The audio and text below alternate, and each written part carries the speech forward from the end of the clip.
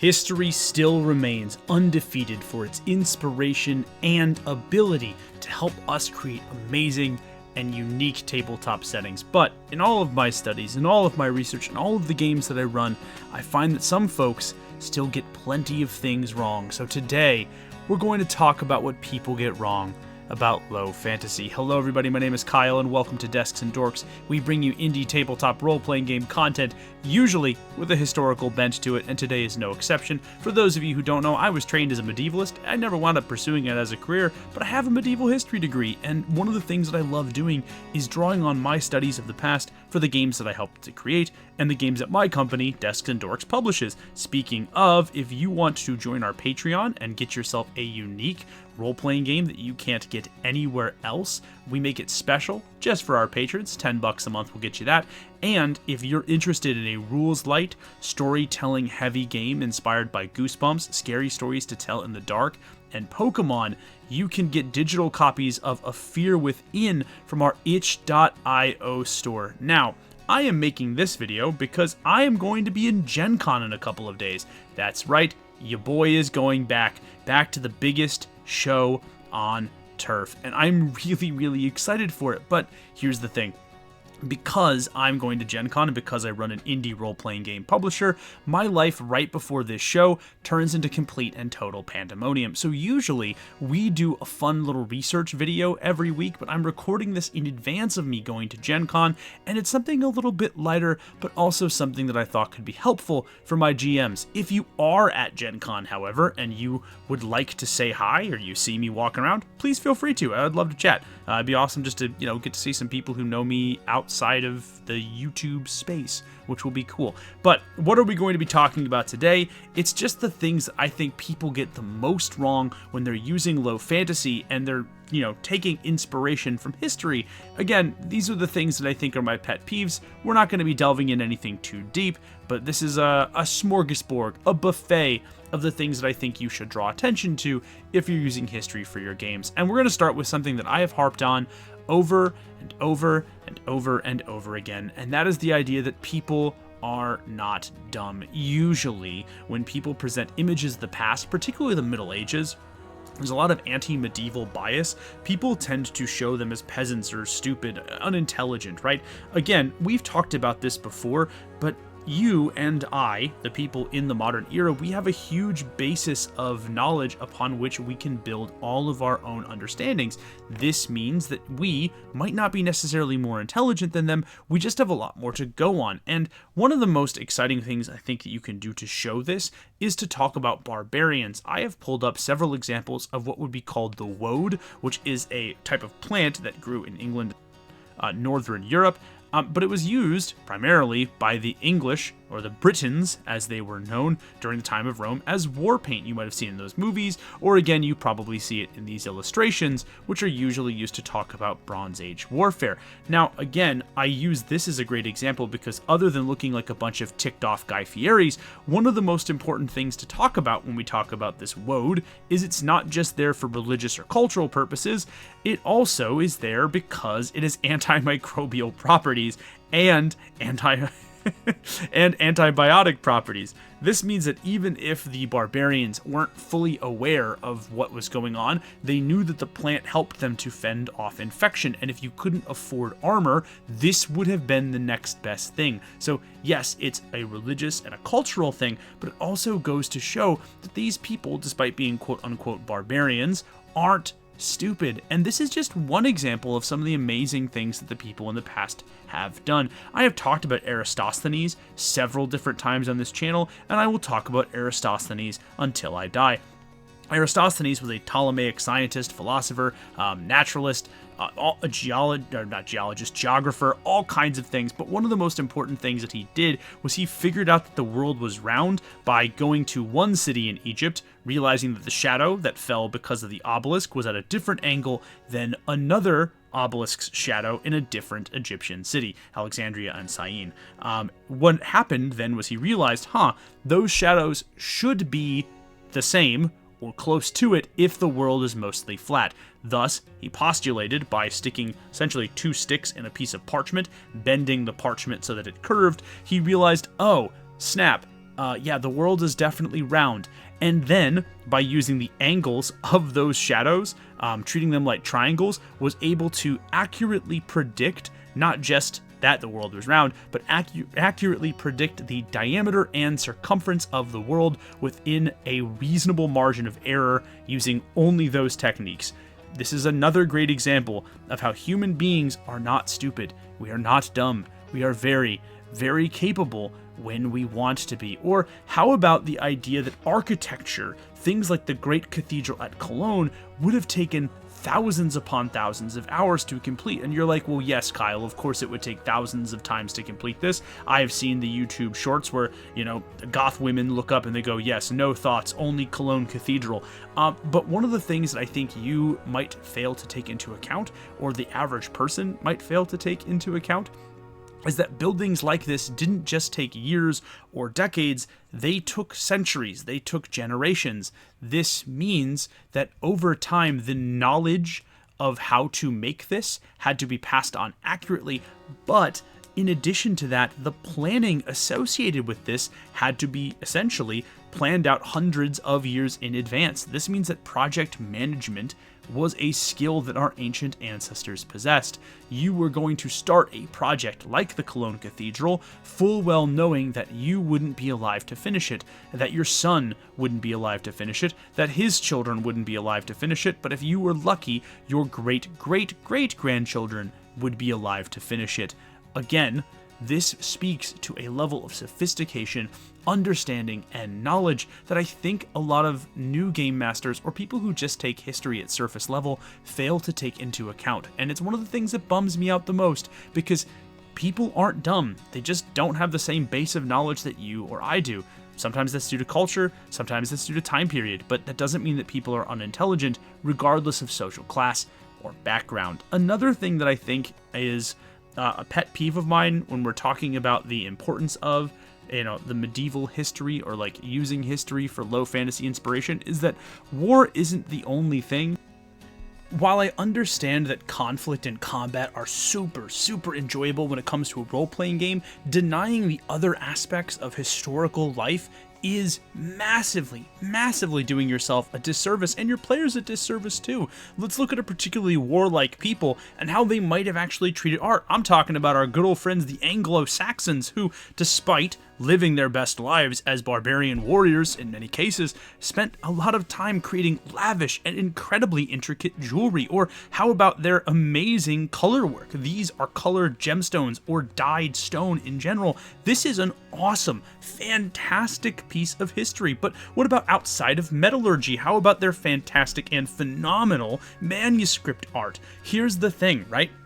We fight wars because there are things worth fighting wars for. If all that exists, all that you see, all that you gaze upon, all that you can hope for is another day of conflict or combat, there are few souls that can withstand that. Humans, for the most part, have to fight for something, and fighting for art, for beauty, for culture is a wonderful and incredible aspect. And if you're ignoring things like the art that someone creates, you're ignoring a massive aspect of what could be a cool part of your game world. And this isn't just, constrained to a group of Europeans. No, how about the Khmer? How the Khmer people of Cambodia, despite a long period of civil wars and political internecine conflict, did manage to make some of the most phenomenal and vibrantly colored art of all time. And even prehistoric man, in our earliest stages of evolution, was able to create what I think are incredibly evocative pieces. I kind of love these. I'm not even gonna lie to you, like, these move me in ways I did not fully expect to be moved by prehistoric cave art, and that just goes to show you that there's so much going on. I like to call this the Fortnite principle of things, right? Because just because, like, right now, we will risk a lot of things for the drip, doesn't mean that people in the past would do it too. In fact, I think people in the past would risk things for drip. If there were things like, I don't know, Fortnite skins for your war chariot, there basically were, by the way, then yeah, people are going to include them. So even if you don't love the art angle for just art, you can use art as another way to look at or inspire the way that your cultures treat war. Keep in mind, for example, that Babylonians and Assyrian warlords would often decorate their war chariots, that Romans inscribed custom messages onto the sling bullets that they would fling at their enemies, or English monarchs would occasionally name their siege engines, right? Drip is forever, and I'm going to say this right now with 100% certainty. I'm not even going to conjecture zone this. If it was possible in the medieval ages to have Fortnite skins for your weapons, I guarantee you they would have put Fortnite skins for your weapons. Now, I'm not saying this because I think you should gritty on someone like William the Conqueror, but I am saying that if I ever get a time machine, I am going to go back in time. I am going to win the Battle of Hastings in 1066, and I'm going to gritty on William the Conqueror. It's going to happen. I'm going to hit the gritty in the middle of the destroyed Norman forces. It's going to be awesome. All right, moving on though, but seriously, if you neglect arts, theater, cuisine, music, poetry, architecture, you're not doing low fantasy, you're doing war fantasy. Human beings are three-dimensional creatures. We have a lot going for us, and again, most people are not going to risk horrific ends and unalivement if there isn't something to risk that for. And these things, art, theater, cuisine, music, poetry, architecture, those are worth risking things for. They were worth it then, they're worth it now. And I think if you're denying these cultural important things in your game setting, I think you're going to be missing out on what could be a potentially really engaging point for you and your friends. And lastly, people have just always been weird. I think there is a negative connotation. I see it mostly among the older generation, that like the kids these days seem to get weirder and weirder, but I got news for you, man.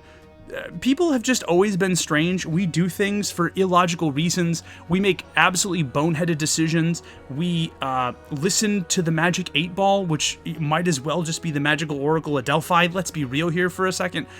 There is nothing new or groundbreaking about people being weird, and I guarantee you at this point, like, if we went back in time, I am sure there would be as dumb phrases as like skibbity toilet in some sort of ancient Assyrian camp or something along those lines. And to illustrate my point, let's talk about some of the weird things that people did. I just picked a couple examples in the Middle Ages because a lot of times our weirdness comes in the form of entertainment. How about, for example, let's talk about the position of flatulist, which was literally a type of court jester that specialized in, you guessed it, farting on command during royal parties, which, again, goes to show you that, you know, not only have people always been weird, we've kind of always been a little bit immature, and this wasn't, like, something that was constrained or, like, not lucrative. There is a particular flatulist named Roland the Farter, who, I kid you not, was given his own village, about 30 acres of land, a manor, and serfs to work it, as a thank you for his farting abilities.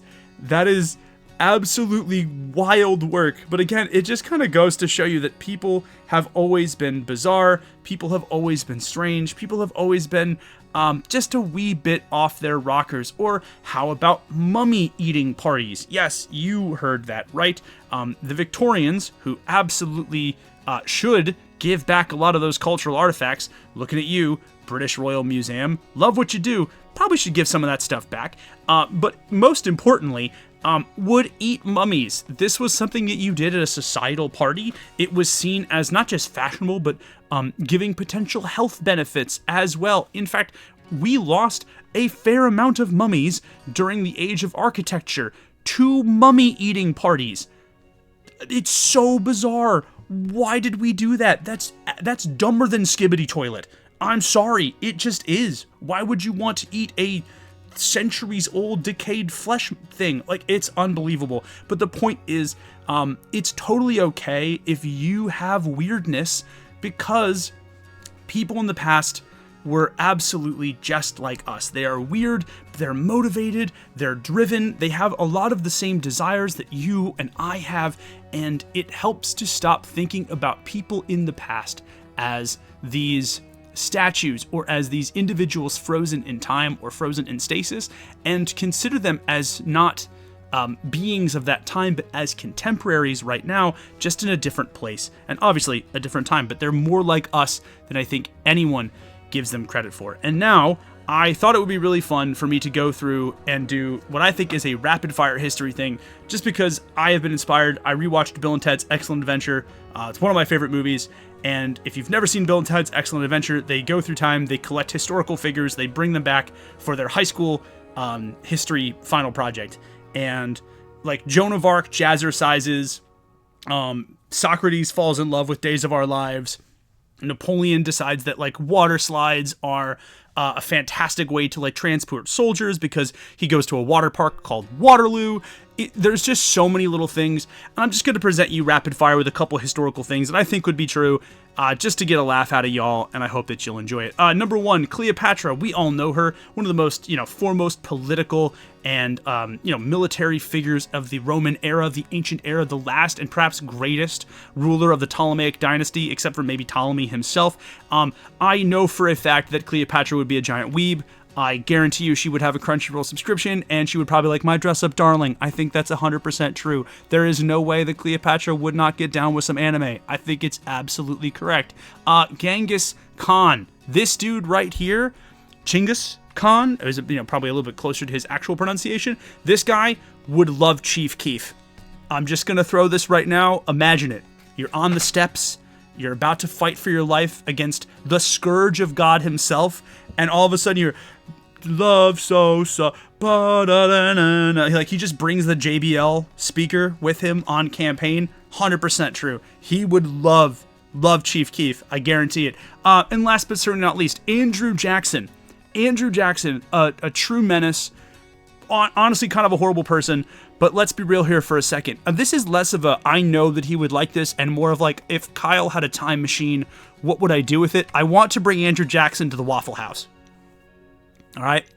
I want to bring Andrew Jackson to the Waffle House because I want to watch Andrew Jackson fight with people at the Waffle House. For those of you who don't know, Andrew Jackson fought in hundreds of duels throughout his presidency. He was called Old Rattlebones by his aides and his staff when he was out of earshot, because at a certain point you can't dig the musket balls out of somebody without doing more damage to the internal organs, and so apparently they would rattle against his ribs, and his dying regret was that he didn't slaughter his own Vice President John C. Calhoun for threatening to secede from the Union.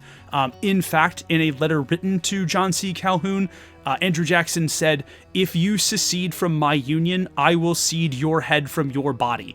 Those are not paraphrasing. That's not me embellishing. Those are the actual words in the actual letter to John C. Calhoun, who, again, was Andrew Jackson's vice president and like a key figure in the governance of Carolina.